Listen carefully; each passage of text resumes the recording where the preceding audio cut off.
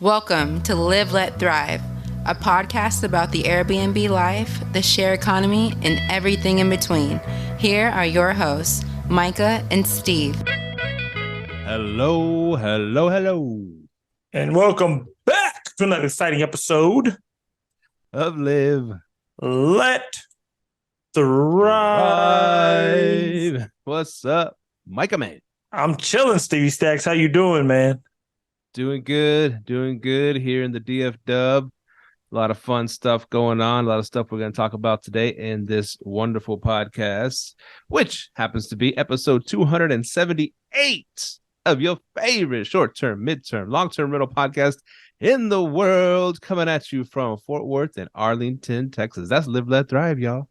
Let's go, man. We got a lot of exciting news today, man. Yes, sir. Let's start. You mind we started off with your Tony Robbins experience? Oh, yeah. So I went to, I said it last week on last week's episode, a week before. Yeah, I went to the Tony Robbins Unleash the Power Within. Now, I'm a huge fan of him. His book changed my life. The book Awaken the Giant Within. I love that book, by the way. If you haven't read it and you want to 10x everything, I shouldn't say 10x. Sorry, that's Grant Cardone. If you want to self-improve, 100x yourself. Yeah, definitely check out that book. But yeah, me and Mahogany went. It was just a life-changing experience. You're just around a whole bunch of people who are really about just personal development, personal growth. Because, the only way to personally grow and to be a better leader, any of that, if you want to 10x your business, you have to change. You have to become something else. And that's what Tony Robbins is great at. So, man, it was a really good. It was 4-day, Thursday, Friday, Saturday, 4 days, 4 like 10 to 12 hour days of him just, talking, but he wasn't the only one talking. He talked 2 of the days. I got some news on him as well. It's kind of interesting. He talked 2 of the days, and then he had some guest people, but he had a lot of powerful people come up. People who just been through stuff and learn how to pull through. But I learned a lot. The first day, the first day, anyone who's ever been to Unleash the Power Within, the first day he doesn't make you, but they walk on fire, right? So you can walk on fire if you want to at the very end of the show. But he pumps your mind up for it. So it's like when you're walking on it, you don't even know you're walking on it because you're in such this crazy ass state of being ramped up. So me and Mahogany and all of my Springboard crew, shout out to them. Actually have a Springboard member hop on. My guy Andrew, he's gonna be hopping on soon. But we all walked on fire, man. It was pretty cool. A 7-year-old girl did it. That was crazy. So I was in the row beside her. So I'm like, damn, I can't get up here and bitch out now. The 7-year-old girl, she's next to me and she just walked across this fire. It's not really fire. It's hot coals. So they set all these coals on fire.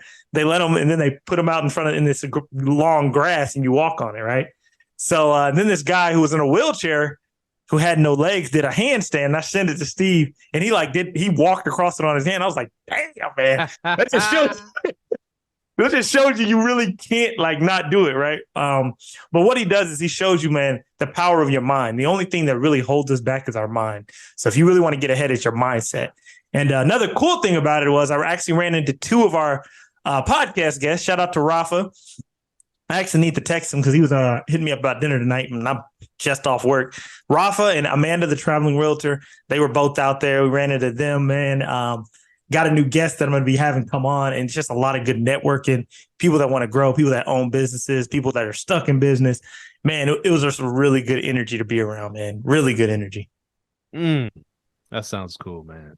It was, man. It was what I would tell everyone, if you could do is study his 6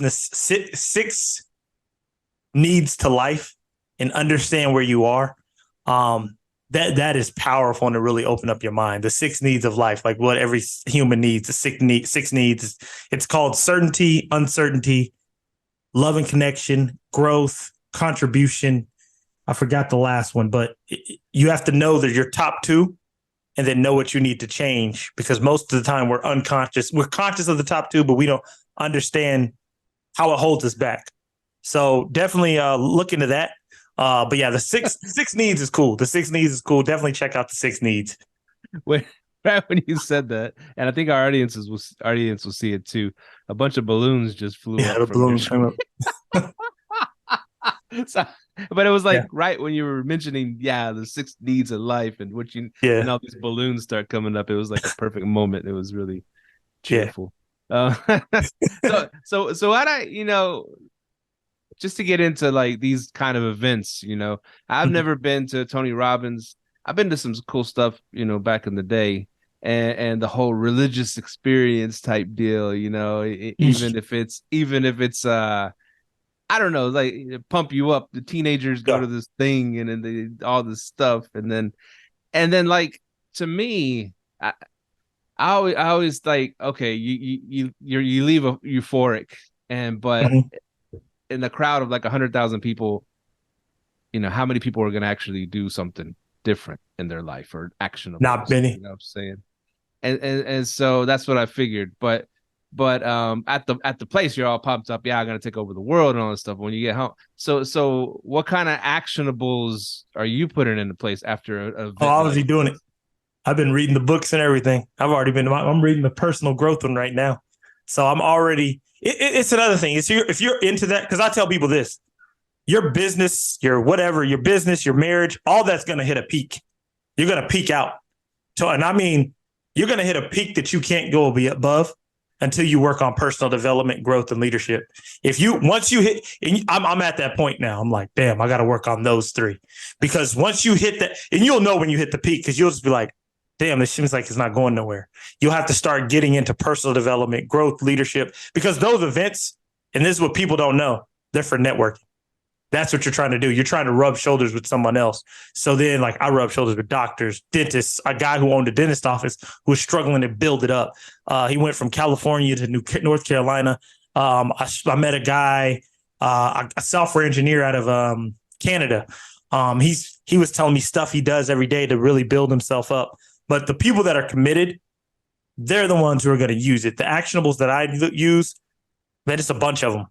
Really just being self-aware of like, okay, what's triggering me?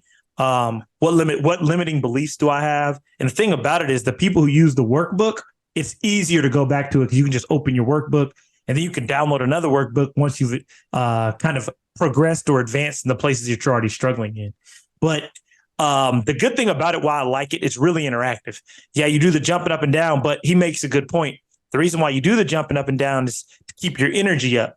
And a lot of times why when people get out of like elementary, the most you ever learn in school is probably in elementary school, right?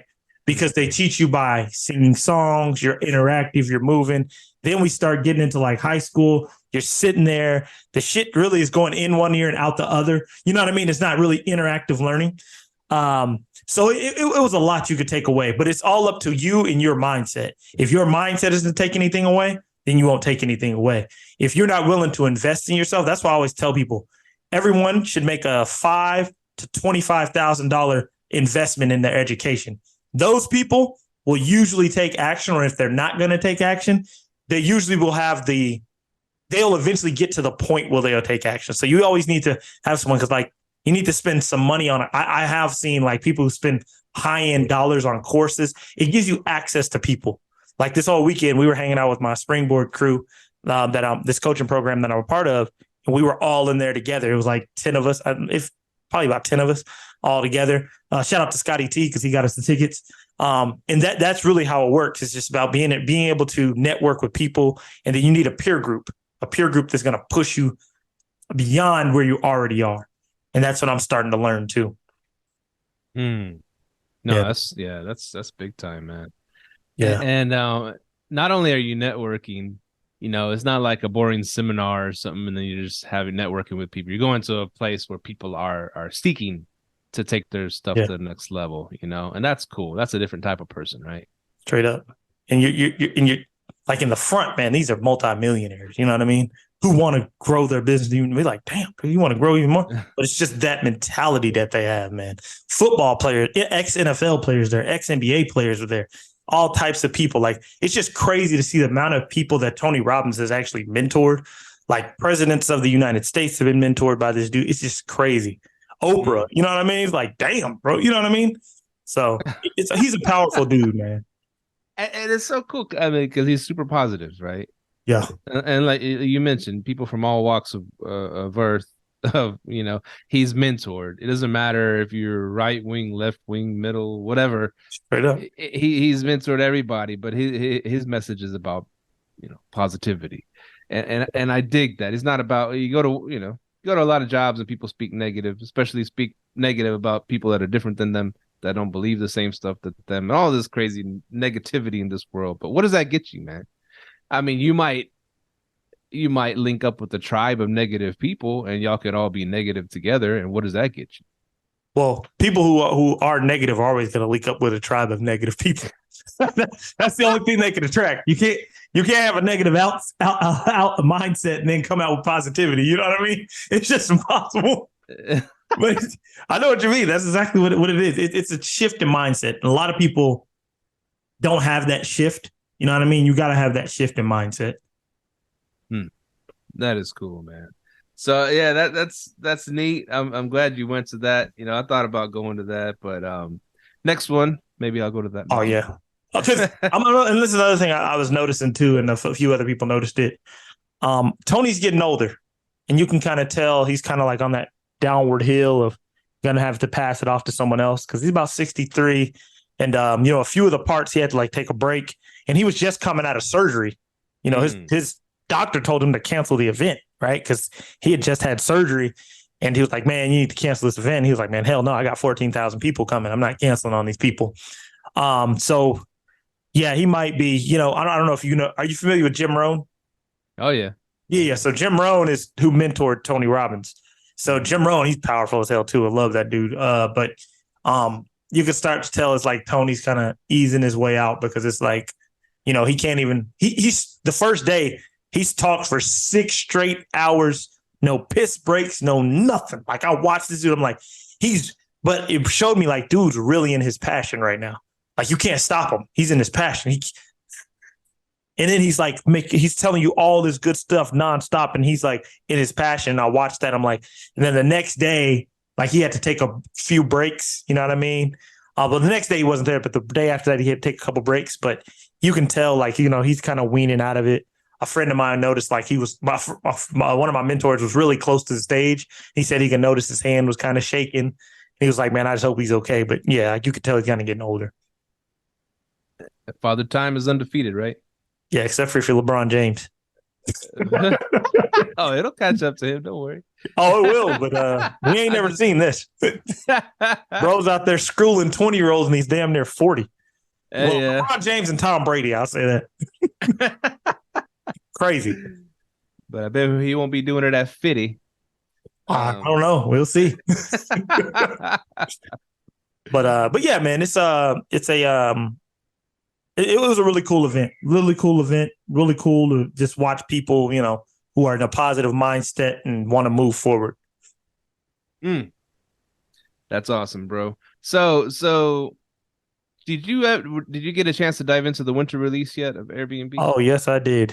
Can you tell us about that? The only thing I seen people complain about was they now allow you to see your competition's pricing. And the other thing was, they were just going in on it on LinkedIn, man. Our guy Boostly, Marcus, he had all types of memes for him today. It was the be able to see your competitive pricing. Oh, and the preferred host badge or something like that. Host favorite badge. And they did, I guess they did a market research. 1 in every 3 listing already has it. So it's like another waste of time. I got it. Not but the good trust me, it's some Airbnb people. Oh, I'm this now. Those people, they're in it. Ones who are probably going to go out of business here shortly. But no, I'm joking. No, let me stop. No, but no, Airbnb's trying to. I'm not saying they're going out of business. They aren't doing that. But Airbnb is kind of. I think they're struggling and they're making pivots. And I think Mahogany actually said this to me. She was like, "Wouldn't it be better if they just got into the hotel space?" And I was like, I don't know, maybe. Because I'm like, everybody's shifting. Their hosts don't want to be really dealing with them. They're trying to get trying to get all the reservations they can off of the platform. Some people are going midterm. It's a lot of moving parts. And I'm starting to meet the hosts that are only on Airbnb, and they're the ones that need management because they just never learned short-term rentals. They learned Airbnb, and it's starting to take a toll. So there's an education gap right there that's very, very important, and people can fill that gap. And I'm trying to do a lot of management with those people. Yeah, that's good. That's good. Yeah. So another thing, suspensions. They're getting more heavy on the suspensions. If you get a few complaints, yeah, they'll put you on. Now they call it a soft suspension, which is like a 5-day suspension. You know, go stand in the corner, go slap you on the wrist. Hey, don't do that. You know, bring your shit up to code or whatever. So they're getting really quick on the suspensions, which means you better have a secondary account with all your backups on the secondary account. You can't put backups on your first account anymore because they'll catch that shit. But if you have a secondary Airbnb account and be sure to back up all your listings on there, you know. And once they do suspend you, because it comes to everybody at one point, you know, all it takes is a couple Karens at your place and you're suspended. It's crazy how far it's shifted to the guests. They're on the guest side now, as opposed. It's kind of the pendulum swung to us for a little bit, you know, and now it's going 100% back to the guest. If you get any guest complaints about anything, they're going to suspend you. At least they're going to give you a 5-day suspension, which a lot of people, 5 days can make or break that month as profitable. You know what I'm saying? Funny, I just had a suspension for 6 days.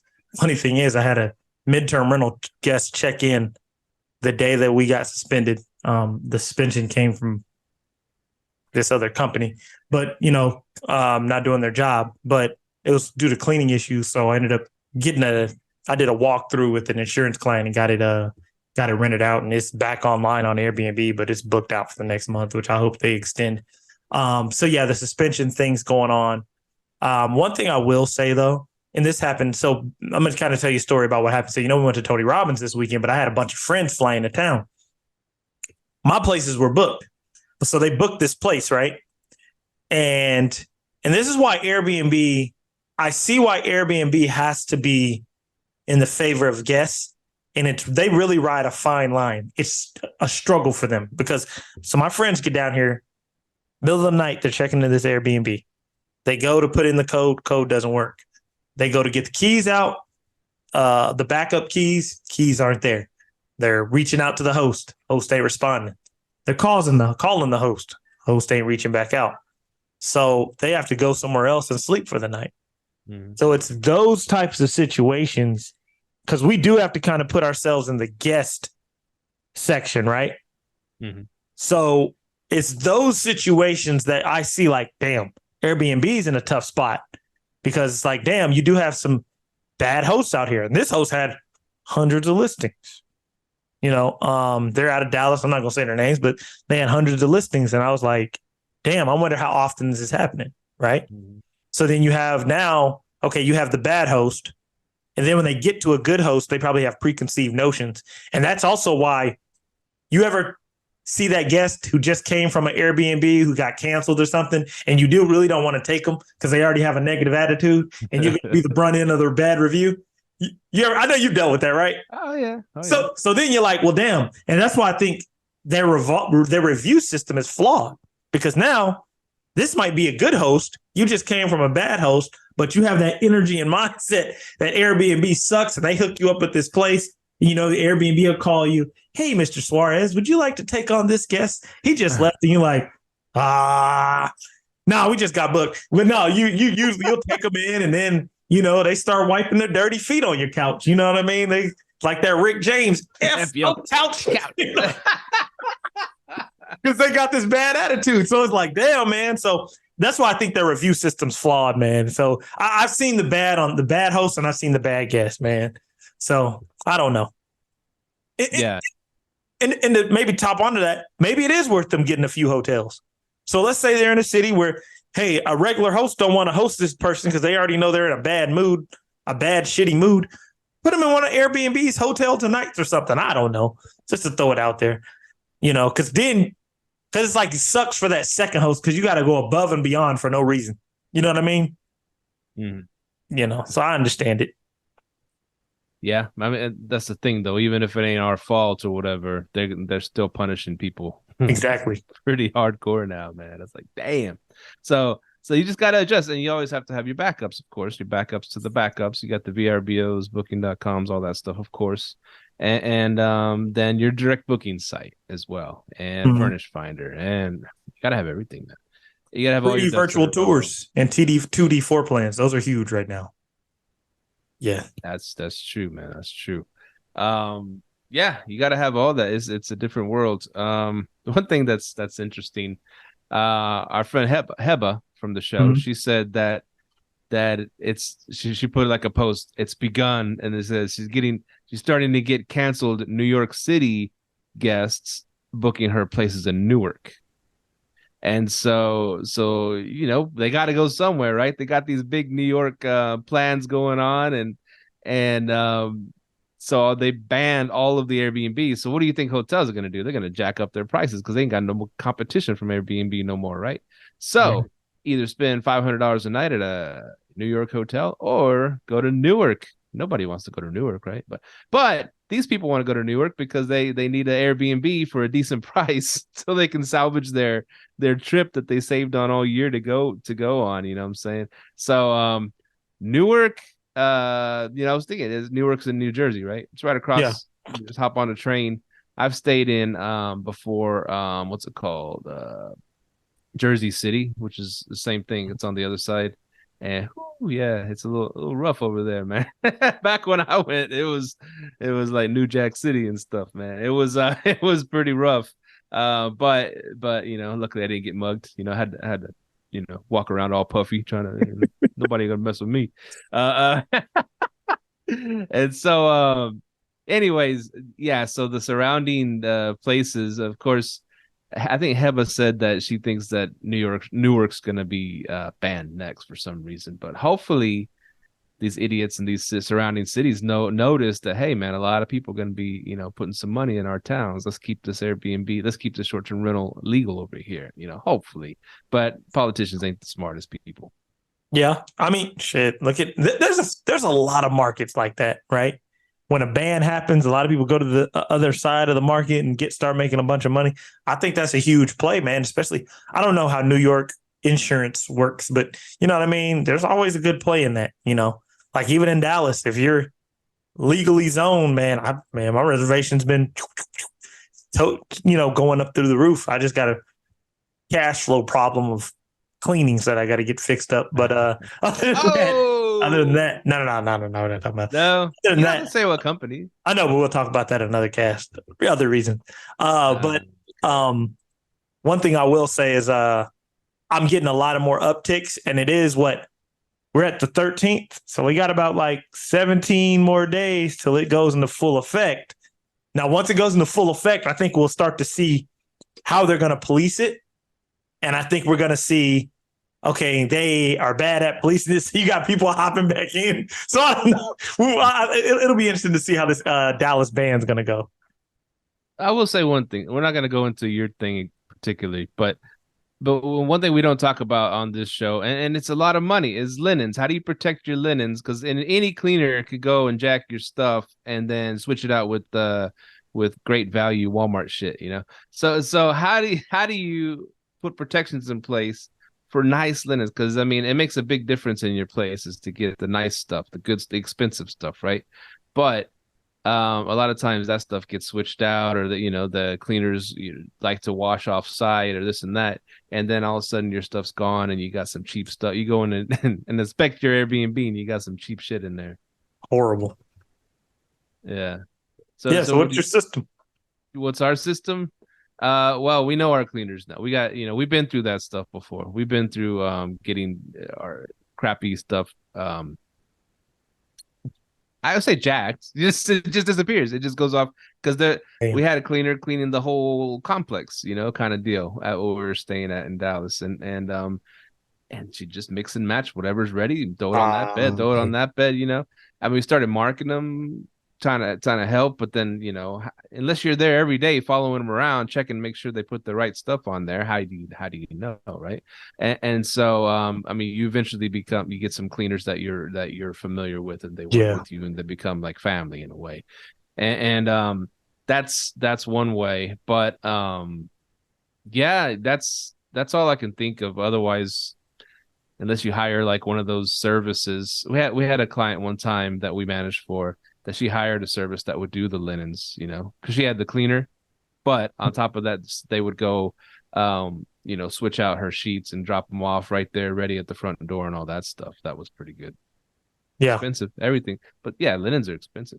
Yeah, it's expensive. Yeah. So in my Arkansas properties, that's what we do. We just have one good cleaner who reports everything. He reports it, and they give us an inventory after every clean. And then once we have that inventory, he'll tell us, hey, if we need to order something. And then and if you go to we have an Amazon business account, and we can see when the last time was we ordered the linen, so we can see how fast they're going through. So like if it's going through too fast and we're losing money, like, hey, hold on, where's our linens? What's going on? We can kind of keep note of that and see where they're not reporting, and then kind of go back on that cleaner and see, okay, is this cleaner not reporting?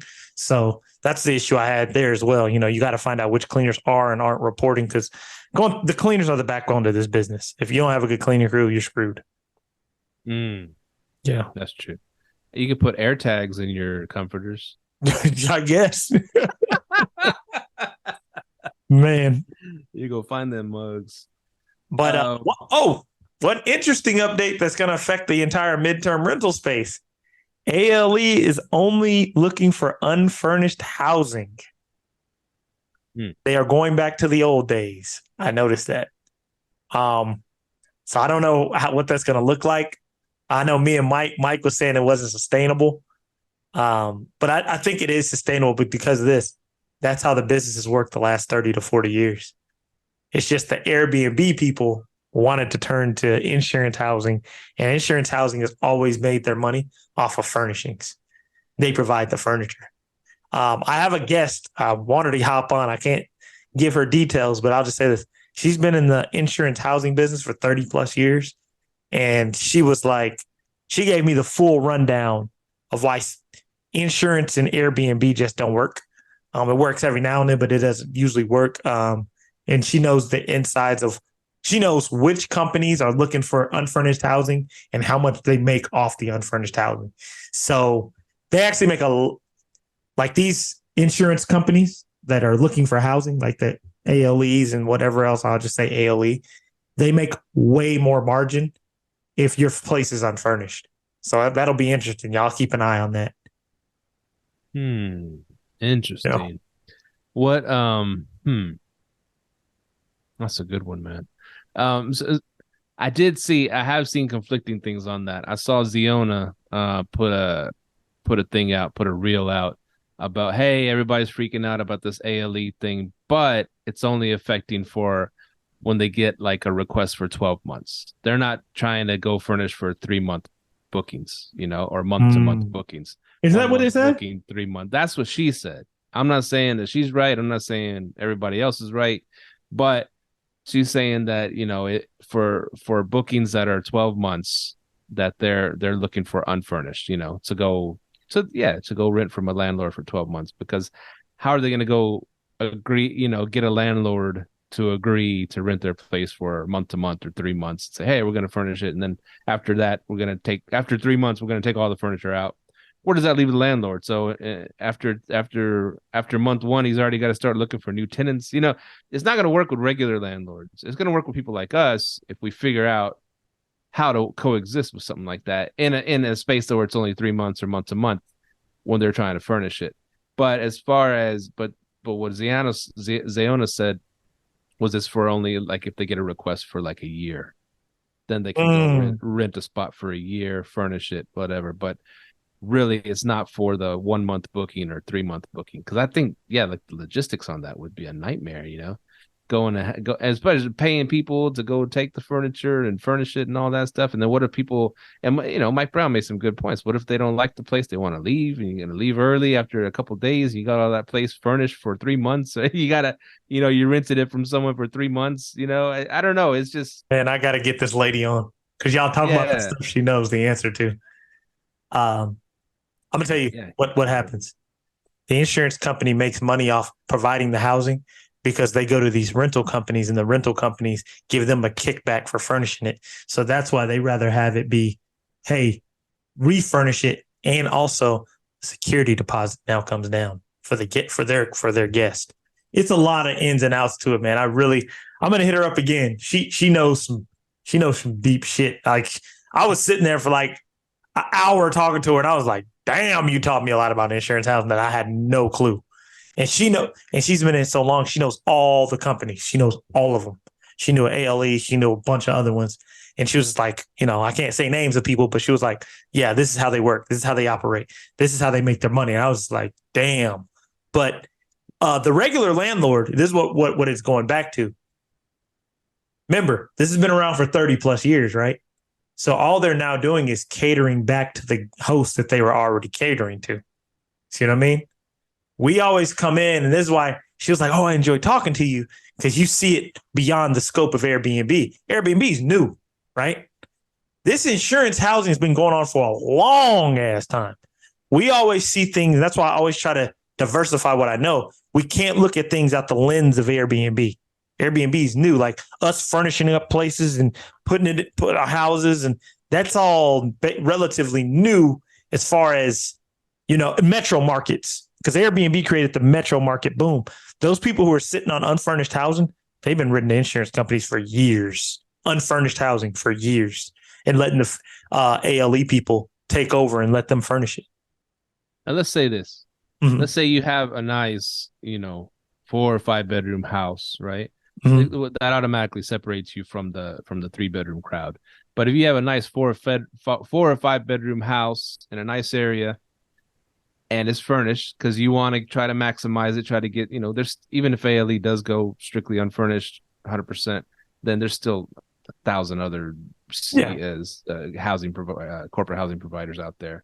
So you want to be able to attract them, not just ALE, because most of ours don't come from ALE anymore. Funny fact, not a funny fact, but it's a fact.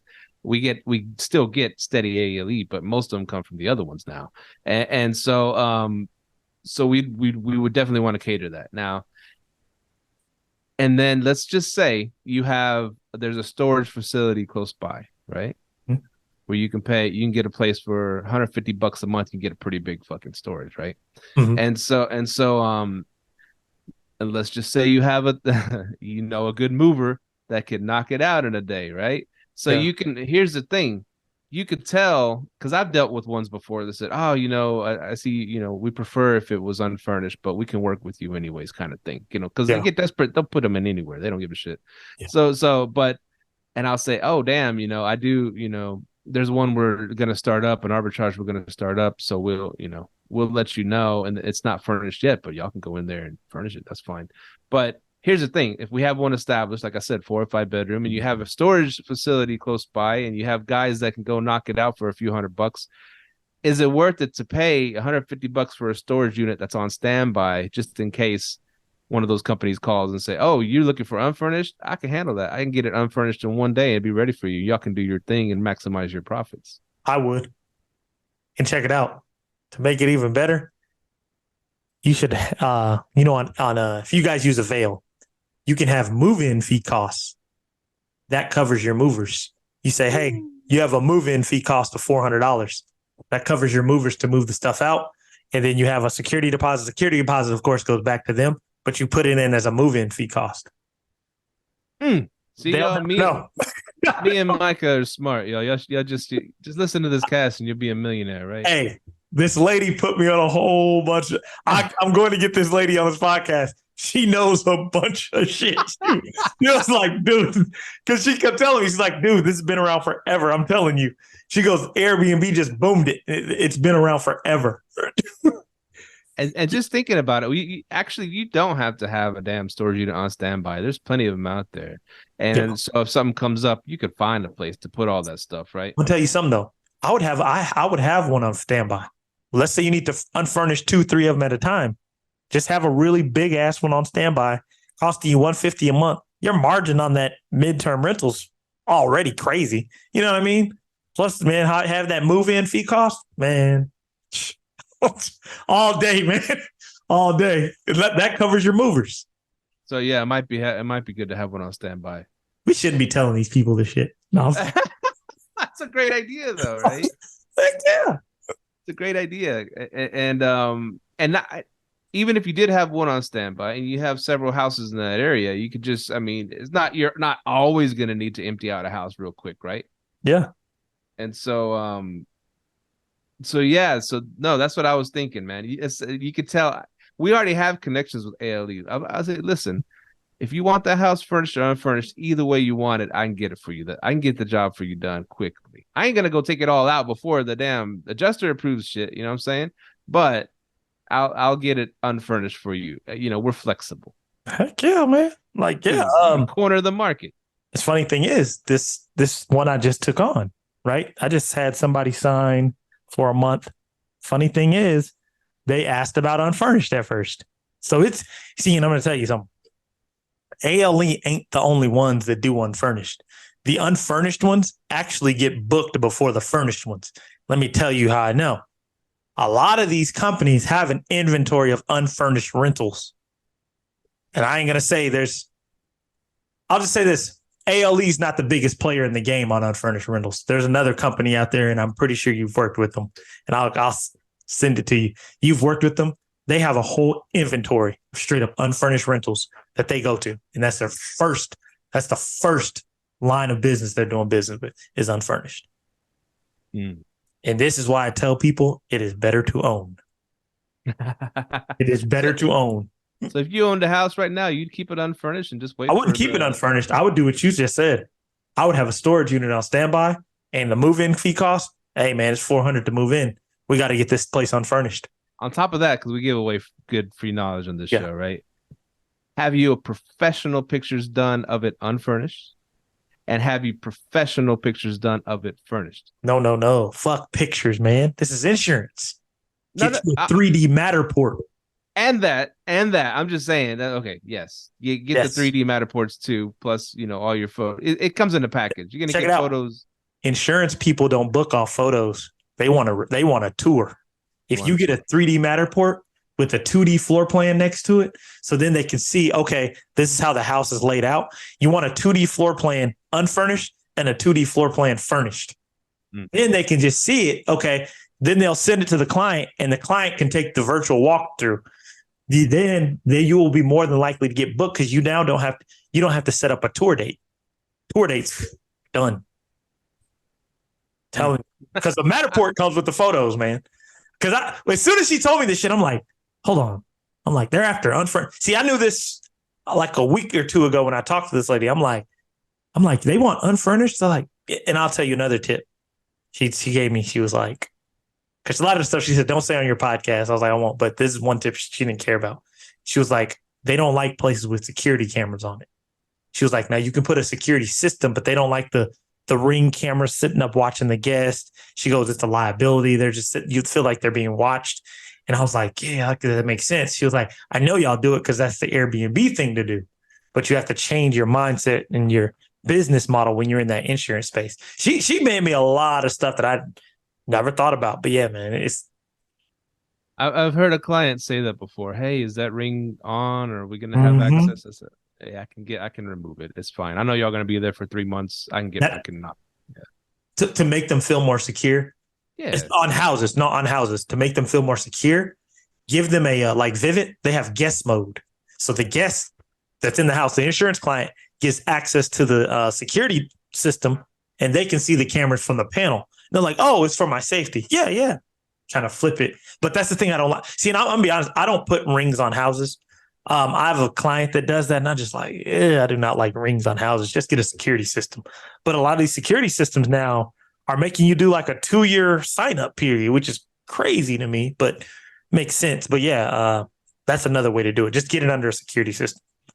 Don't get caught creeping. There you go, man. You don't want to mess a dude up. Come on now. Yep. Trust or lady. Yes. Don't get them messed up, man. Don't get them messed up. That's some knowledge, though. That's really cool, man. Always learning something new on this show. And always, man. I'm shit. That's so cool, dude. Every new arbitrage I get or house that's I buy that's gonna be a midterm rental. I'm gonna have all the pro photos and the 3D Matterports and all that stuff done unfurnished, and then I have to do, hey, come back in a week when I have this thing furnished and ready to roll, and I take pictures that way and video that way. Woo! Check it out. I got a plug who will get you a 3D Matterport, and he'll turn it into a YouTube video tour. So that's what I'm working on next, man. So I got a bunch of stuff I've been working on. Shout out. Oh, go ahead. Right? Stephen Lee, or is that someone else? Nah, that's my boy Jabron and his partner that do it. Shout out to Jabron and his partner. And shout out to Stephen Lee, because he's always been a fan of the podcast, comes to all the meetups. Oh, speaking of meetups, man. Good segue.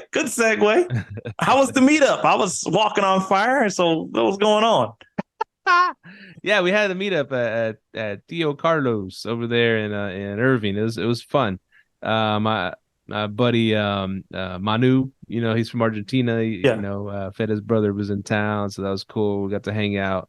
And let me see, it was 1, 2, 3, 4 other people. Yeah, about 4 other people made it there. It was a little quaint little restaurant meetup, but it's always cool to see other people that are in the industry. Avi was there. Avi, my boy, he comes on. Yeah, shout out to him. Yeah. He said, when are you doing the Boston's one? I said, we'll do the Boston's one this week. So we're going to do another one this week. So if this thing drops Wednesday, Boston's in Arlington, off Lamar, Arlington, Texas, come hang out with us. We're going to have some beers and pizza and talk some shop.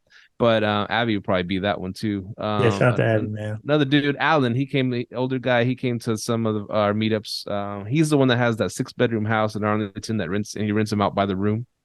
Really? So he has like college students staying there. He has like young professionals staying there, stuff like that. So he does pretty good renting it 6 bedrooms by the room, but he lives there too. So he's like if he trusts, I don't know, his story is pretty cool. If you trust people enough, he'll go and travel, and they'll take care of the house while he's gone, And so he was doing Airbnb until the city shut it down, I think, and so he turned into that. But he's successful this way. There's always a different way to do it. Always. And so it's pretty cool. And my buddy's son, Keone, my buddy Pedro from work, his son Keone, he's kind of mentoring him a little bit about the short-term rental game and stuff like that. He's the one that bought the house over there by the Dallas Zoo over there. Yeah. And he turned it in. He's renting by the room also. So he got to hear some stuff from the older guy that was telling that's already doing. That's what's cool about these meetups.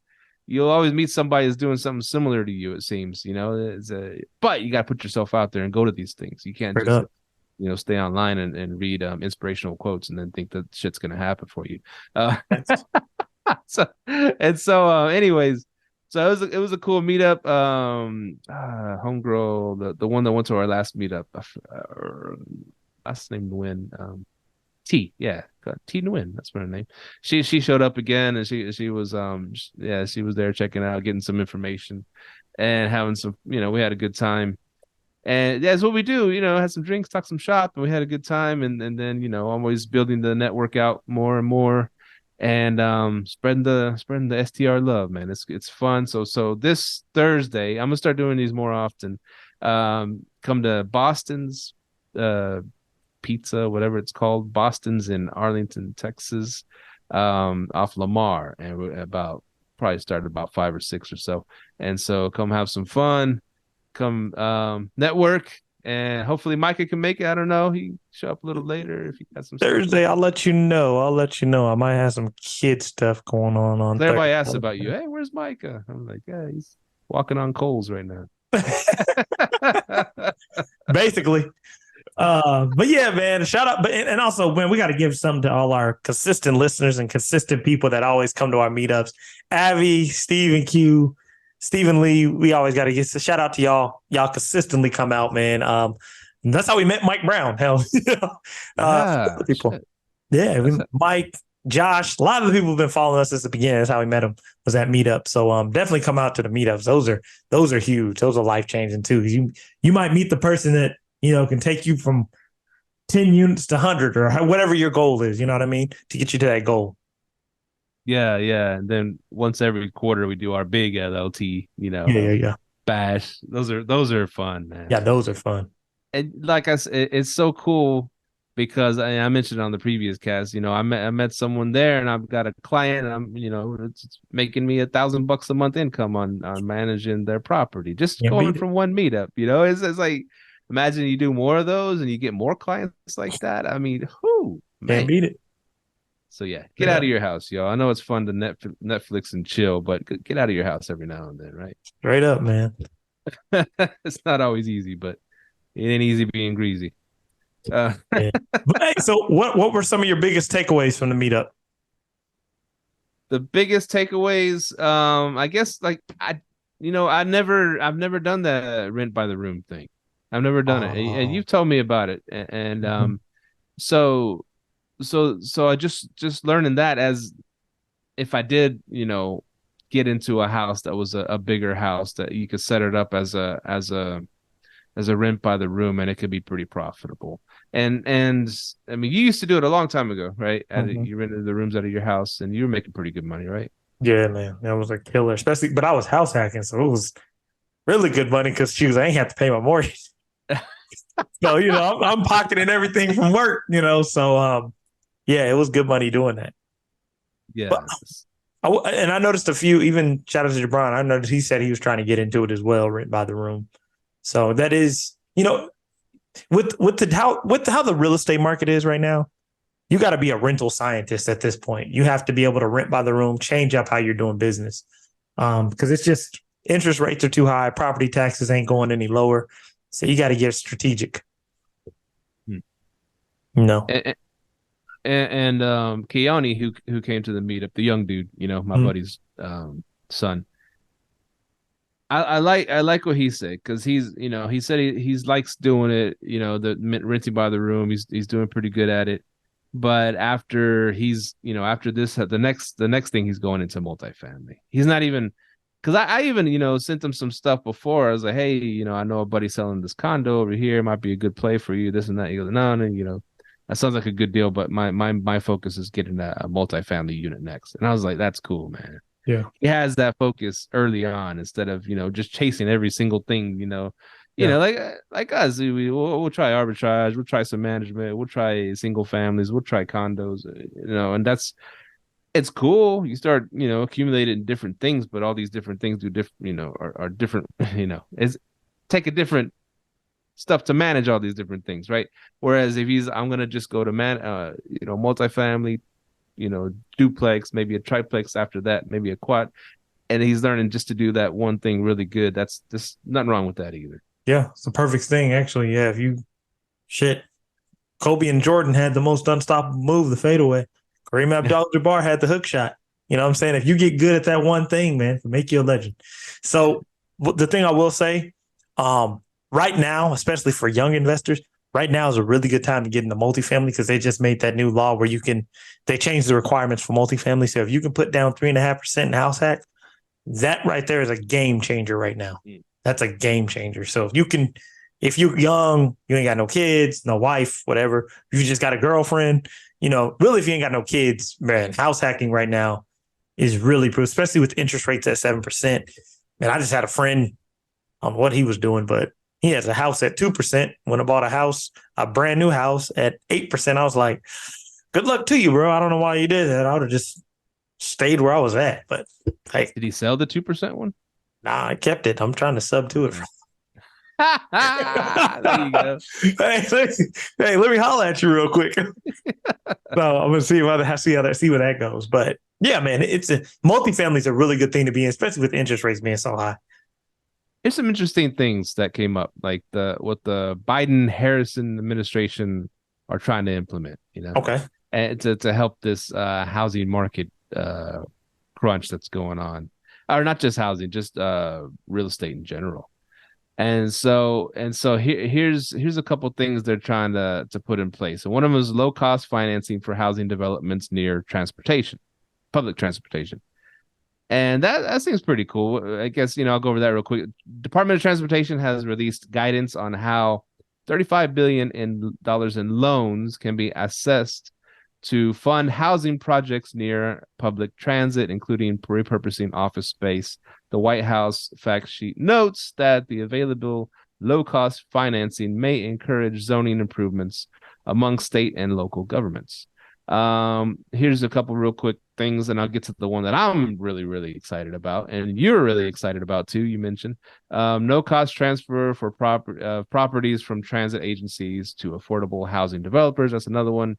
HUD funding for office to residential conversions. That's the one. This is the one I'm excited about. And we've already talked about this on the show a long time ago. Say that again. From where to where?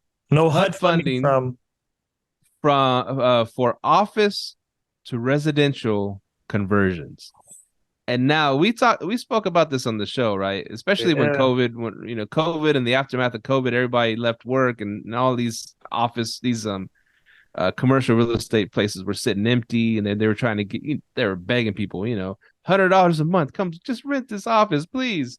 And so this, and we said, well, why, it sucks you can't make these into condos or make these into housing or something like this. A lot of them are in really good areas, right? In the hip, trendy areas that the youngsters want to live anyways.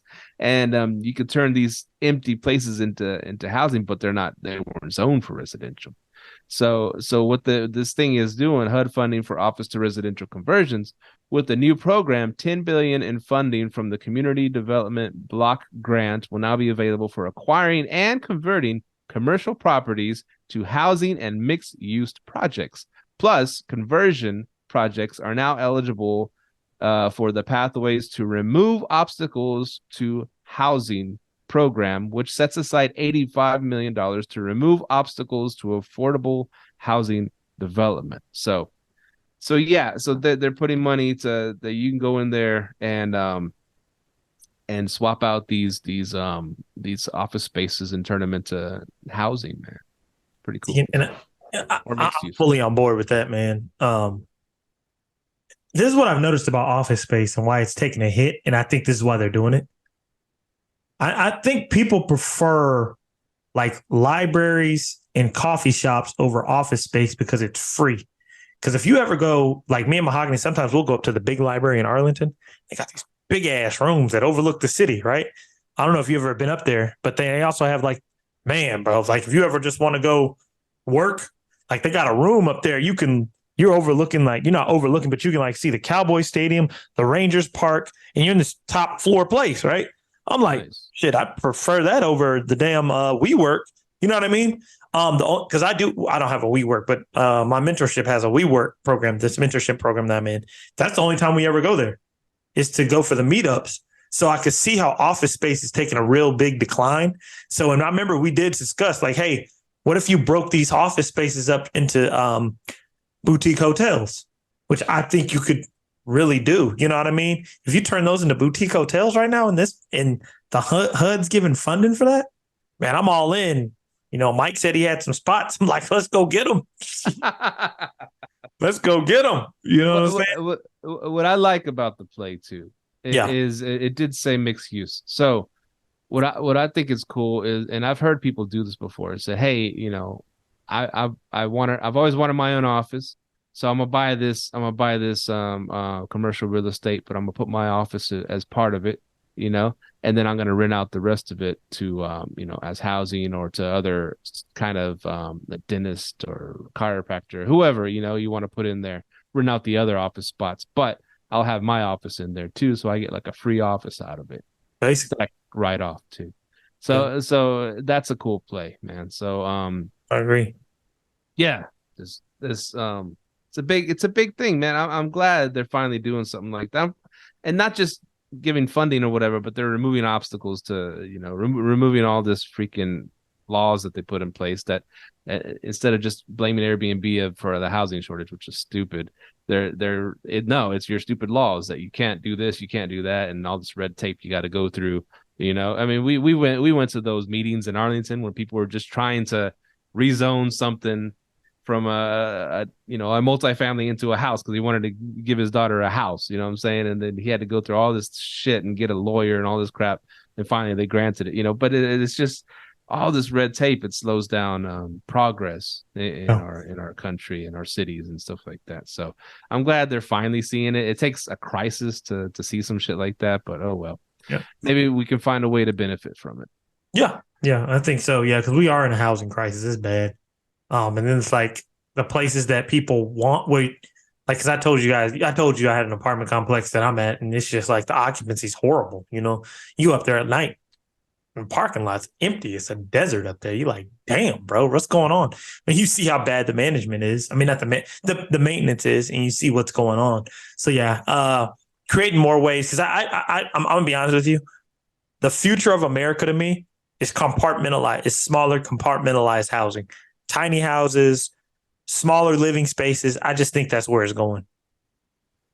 To me, from what I see, and I'm not an expert, but I'm just watching what's going on. Like, people going and living in these tiny home communities. I was just 2 weeks ago, I was at a what's it called? Mobile home park convention. People are getting really heavy into those. So it's a lot of stuff that's interesting right now. I think we are going to smaller compartmentalized housing. So if you had bought a house before 2020, you're winning. 10 years from now, you're going to see the benefits. One thing I forgot to mention, the numbers. Okay. It was saying that I'll pull up that thing again. Oh, it was eye-opening numbers, man, while I stall and try to find it. It said in Q2 this year, the nationwide office vacancy rate hit 18.2%, a 30-year high. That's a lot of empty office spaces, man. Millions. You said hit 18%? 18.2%. Empty office spaces. That's crazy. So there's opportunity there, man. Yeah, that is high. Because, commercials just don't want to be in it, man. The pandemic ran its muck, and it's like I'll say this, when stuff comes in really, really big changes, the pandemic changed everything so quick that you want to get back to normal, but then you start seeing the inefficiencies in what you were doing. It was kind of like a reboot, right? You start seeing the inefficiencies well, damn, do we really even need office space? What are we doing here? And it just can't recover. People are like, this is a waste of time, I can go to Starbucks. I can go to this library. You know what I mean? People start, because net by nature, we're creative, right? Humans are creative by nature. And now we start seeing it's just, I don't want an office space, So, it's interesting if you're in that space, man. Yeah, you can even now get commercial properties where, with salon suites becoming so big right now, because the owner of a commercial building will pay you to rent the place from them, and they'll build it out for you into salon suites. They'll do it themselves. Just want you to rent it on a 5-10-year lease. That's crazy. That's just how much commercials changed. What's really, when you brought this up a few casts ago, we were talking about the salon suites, and I told my wife, I was like, hey, let's go test the waters, because we always saw this place that's not too far from us, and it's right next to a Pizza Hut of all things, but it's right there in a Walmart, what's it called, neighborhood Walmart parking lot. So of course there's a lot of traffic there, and so we saw this place. It's been there, and it was like a nail type salon and facials and all that stuff, and so it's already built like as a salon. So we here's the thing. I called I had to research and try to find this thing online. It's not like Zillow. And then finally I found, this website that had, some people that you could talk to. I called all of them. No one answered. The next day I called them all again, left messages. No one answered. Finally, 3 days later, someone called me back about, that place. Yeah. Okay. So it's, he just ran the numbers real quick. He asked me what I was thinking about. And he said, "Oh yeah, triple net lease, 3,000 a month, blah blah blah, 3,000." I mean, it was expensive for that little pretty sliver of a spot. Might have been more than 3,000, but he was saying, "Yeah, just So that's what the price is going to be. If you want to go see it, just schedule a time to go see it." And like that. It wasn't like one of these hungry real estate agents that picks up a phone. They want you in this house, right? They want you. They're gonna get that fat commission. We could talk to those commissions too. That's a big controversy going on right now. But that's a big story that blew up. But so it's a different world, man. These guys were like I was hassling them just by asking about this freaking place, man. I was kind of pissed. I was You like, gotta fuck you and your place. Yeah, you got to call her. I'm gonna tell you what it is. In order to get into commercial real estate, you need a commercial real estate licensed person to get on your team. But then they'll move faster because if they're in commercial real estate, if they're talking to a realtor, they're more comfortable picking up the phone. The realtor probably knows how to get them faster because they know the realtor's more than likely. In commercial, sometimes if you have a good realtor, they will close the deal and do the negotiations for you. Then they'll know you're serious. That's what it is. You know what I mean? Yeah, because you should have because there's certain questions you have to ask. Like, hey, what are your do you have any build out credits? You know what I mean? You can come to them and say, hey, by the way, I'm working with the city with this grant. Then their ears start perking up. You know what I'm saying? Because they don't want to waste time. That's what it is. But if you get a good realtor, I can get you a realtor too if you're looking for one that'll do that for you. Shout out to Elkie Crawford, Noble's wife. So shout out to Noble and Elkie if you want to get with them and get into that space. But nice. You said something very interesting. You said something about commissions. What happened with that? So there's like a 1.5 billion lawsuits against the man, I'll screw it up, but like one of the biggest real estate agencies in the country, because here I think it's called NARA or NAR or something like that. Okay. But anyways, like I said, I didn't research for this story, but I'll just give you a gist because it's out there. You can go look it up. Look at these. So it's always been customary, the 6% commission thing, right? Yeah, and it's always been the seller has to pay that 6% commission, right?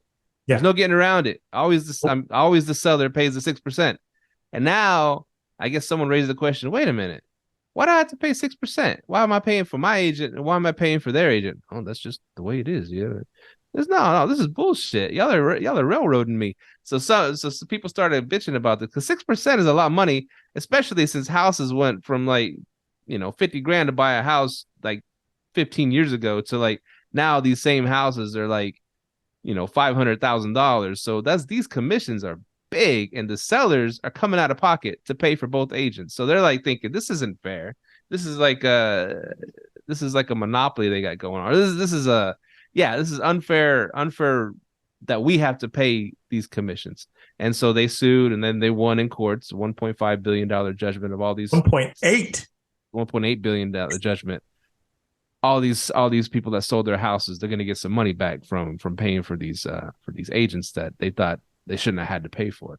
So that's going to change the whole 6% structure that's been in place forever. You know what I'm saying? It's going to change the whole 6% structure. Agents know, the seller's agents don't know what's going to happen. Buyers agents don't know what's going to happen. Buyers that are buying places that use agents, they don't know who we have to pay for our own agents now. What's going to happen? There's so many questions out there about this giant landmark lawsuit. So that's what's happened lately. So I can't explain it as eloquently as someone that's in the industry, in the real estate agent industry, but we should maybe get a real estate agent on. Maybe Noble's wife can come on and explain some of that stuff because she's an agent. Yeah, she could. I just found the article. So basically, NAR and two brokerage firms, Home Services of America and Keller Williams, were liable for $1.8 billion in damages for conspiring to keep commissions artificially high. Damn. Remax is also in on it. Damn, bro. That's a little strange. Yeah, I don't know. More lawsuits to come. Who knows? Yeah, I wonder what that means for agents. Because I remember it was a guy. He was in multifamily. He used to come to our meetups. And he used to dog out agents, man. He's just like, they're just worthless. I don't even use them. There's no point of them anymore. I forgot his name, but he was, he made some good points. I see what he was saying. Because there are certain things I just don't use an agent for. Like, like running comps, just get in the portal if you can. Use a service. In Texas it's harder because it's non-disclosure, but bro, it's like sometimes some of them aren't just waste of time. I have like in Texas, I have a lot of good agents. Jabron, my agent Pam, Jabron, Elke. There's a few good agents out there, but to be an agent these days, you got to be skilled. Like I remember years ago, I used to tell people if I was an agent, I would learn I would learn about short-term rentals. You can make a shit pot of money doing it. You know what I mean? So there's a few of them out there that are worth the damn, but yeah, I wonder what that means for agents, the ones who suck anyway. The ones that suck. Well, that's the thing. When the economy was booming, everybody and their mama became an agent. It always happens. Yeah. And then all of a sudden it stops, it dries up, and everybody quits being an agent because they still got to pay a monthly fee to be an agent. Yep. So a lot of them are like, man, I'm not making no money, and they just quit. It's the business cycle, but it's the real estate cycle has always done that. It's always been that way. Yeah. When you say Keller Williams, I was like, oh, that makes sense because our buddy David Green over there at BiggerPockets, he put a little cryptic reel up. Hey, everybody's heard about this lawsuit thing, and I just say go check your facts for yourself. Don't believe the site that's pro agent. Don't believe the site that's anti agent. Go check the facts because he runs. He works for Keller Williams. He runs his own team and all that stuff. So I was like, I thought he was gonna give us some knowledge, but it was more like it's like an angry little reel that he did. I was like, oh, now it makes sense. Keller Williams. Even face. No, I don't know. But yeah, it's a lot. Oh man. So yeah, a lot of craziness in the real estate world right now. So but a lot of craziness, a lot of opportunity. So yeah, it's a lot of opportunity coming. I tell people like how you said you're still looking for those damn owner finance deals, man. We and my partners, we were talking about that all weekend. Owner finance sub 2 deals. Because yeah, it's the creative always wins. If you're willing to adapt and adjust, you'll always win, man. You'll always win. I dig it, man. Let's go walk on some coals, baby. Yes, sir, man. Next Tony Robbins event, I better see y'all there. I might fly out for the next one. Because by the way, if anybody knows any like leadership events, anything with leadership, personal development, y'all send those to me because I'm trying to go to everything I can get my hands on. Because I'm gonna hop on the conference tour next year, but that's all I'm really trying to focus on. That real estate stuff as well. Because I'm trying to take it to the next level. Sweet, man. Yes, well, sir. Cool, man. This has been a great show, episode 278 in the books. Where can people find us, Myka, man? Find us on Instagram, TikTok. Send us an email, info@liveletthrive.com, Myka@liveletthrive.com, Steve@liveletthrive.com. Thank y'all for continuing to be a listener. Make sure to get your ass to that meetup on Thursday at Boston's Pizza in Arlington off Lamar Street. We will see y'all there. Thank y'all for continuing to be listeners. We are out. Peace. Later. Thank you for tuning in to this week's episode of Live, Let, Thrive. Be sure to tune in next week for all the latest in the world of Airbnb and all that entails. Bye-bye.